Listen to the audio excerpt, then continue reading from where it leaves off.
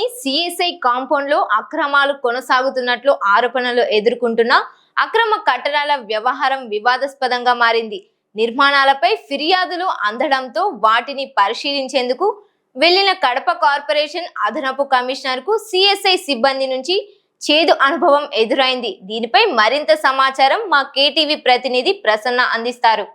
మేఘన, Kadapa CSI compound అక్రమ కట్టడాల వివాదంలో రోజు రోజుకు ముదురుతుంది. నిర్మాణాలు పరిశీలించేందుకు వెళ్లిన కార్పొరేషన్ అదనపు కమిషనర్ను లోనికి అనుమతించకుండా సిఎస్ఐ సిబ్బంది గేట్లకు తాళాలు వేయడంతో ఇప్పుడు వివాదం రేగుతుంది. తాను మున్సిపల్ అధికారిని నిర్మాణాలు పరిశీలించేందుకు వచ్చానని చెప్పినా సిబ్బంది తాళాలు తీయలేదని సమాచారం అందుతుంది.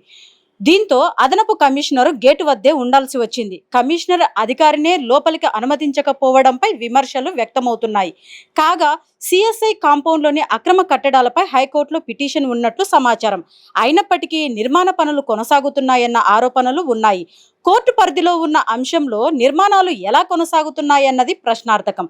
కట్టడాలకు మున్సిపల్ అనుమతులు ఉన్నాయా? భవన నిర్మాణాలు పాటిస్తున్నారా? భవన నిబంధనలు పాటిస్తున్నారా? కోర్టు వ్యవహారం కొనసాగుతున్న సమయంలో నిర్మాణాలు కొనసాగించడానికి ఎవరి అనుమతి ఉందన్న దానిపై అధికారులు స్పష్టత ఇవ్వాల్సి ఉంది. అధికారినే గేటు వద్ద అడ్డుకున్న ఘటనపై జిల్లా కలెక్టర్ జోక్యం చేసుకుని సమగ్ర విచారణ చేపట్టాలని, కాంపౌండ్లోని నిర్మాణాలకు సంబంధించిన అనుమతులు, స్థల హక్కులు, భవన నిబంధనలు, కోర్టు కేసు అంశాలు పరిశీలించి వాస్తవాలు వెలుగులోకి తేవాలని విజ్ఞప్తి చేస్తున్నారు. విధులకు ఆటంకం కలిగించినట్లు తేలితే బాధ్యులపై చర్యలు తీసుకోవాలని, అక్రమ నిర్మాణాలు ఉన్నట్లు నిర్ధారణ అయితే నిబంధనల ప్రకారం కఠిన చర్యలు చేపట్టాలని కోరుతున్నారు. అయితే అధికారులను లోనికి అనుమతించకపోవడానికి గల కారణాలు, నిర్మాణాలకు సంబంధించిన అనుమతులపై సిఎస్ఐ సిబ్బంది వివరణ ఇవ్వాల్సి ఉంది. ఇది ఇక్కడి పరిస్థితి. మేఘన,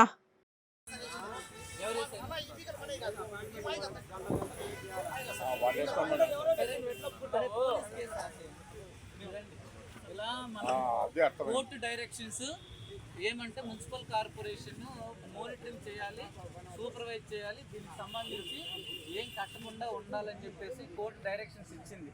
మా దృష్టికి ఈరోజు కొన్ని రోజుల నుంచి వర్క్ జరుగుతుంది. ఈరోజు పర్టికులర్గా వర్కర్స్ వచ్చారని చెప్పేసి మేము వచ్చిన తర్వాత ఇక్కడ ఎవరో తెలియదు, ఈ ప్రిన్సిపల్ గారు, హెచ్ఎం గారికి, వాచ్మెన్ గారికి తెలియకుండా తాళాలు వేసి మరి పిల్లలకి ఇవ్వాల్సిన భోజనాలు కూడా ఇవ్వకుండా స్కూలుని ఇబ్బంది పెడతా కట్టడాలు కడతా ఉన్నారు. గౌరవ హైకోర్టు ఇచ్చిన ఆదేశాలను కూడా బేఖాతరు చేస్తున్నారు.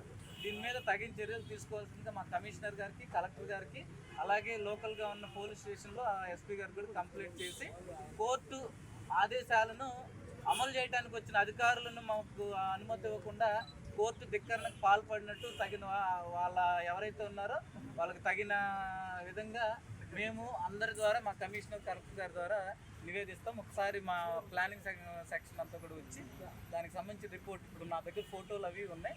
కన్స్ట్రక్షన్ జరగకూడదని కోర్టు చెప్పింది, కానీ కన్స్ట్రక్షన్ చేస్తున్నారు. దీన్ని ఆపడానికి మా బాధ్యత నిర్వర్తించడానికి వచ్చినప్పుడు ఇక్కడ యాజమాన్యం కానీ వీళ్ళు కానీ తాళాలు వేసి మరి లోపలికి రానివ్వకుండా, అధికారులు కూడా లోపలికి రానివ్వకుండా ఇబ్బంది పెడతాం.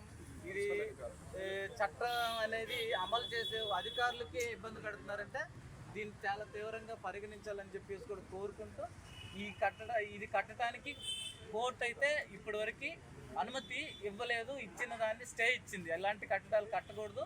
ఉన్న అధికారాన్ని ఎవరైతే లోకల్గా మేము ఉన్నామో వాళ్ళని మానిటరింగ్ చేయాలని మేము ఒక టీమ్స్ కూడా వేసాం. మా టీమ్స్ను కూడా లెక్క చేయకుండా పనిచేయటం అనేది ఈ కోర్టు అధికారణ మన ధిక్కరణ కింద వస్తుంది. కాబట్టి కోర్టు ఇచ్చిన తీర్పుని బట్టి దీని మీద మేము పై అధికారులకు నివేదిస్తామని చెప్పేసి కోరుకుంటూ, మరి ఇట్లా తాళాలు వేసి మరి అధికారులని రానివ్వకుండా చేసేది కూడా చాలా తప్పుగా భావిస్తున్నాము.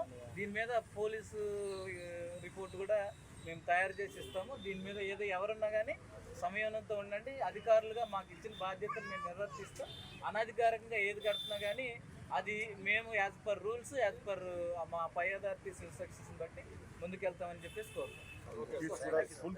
ఎప్పుడు ఇస్తారండి కీస్? ఎప్పుడు ఇస్తారు చెప్పండి, నాకు మీ ఫోన్ నెంబర్. పిల్లలకి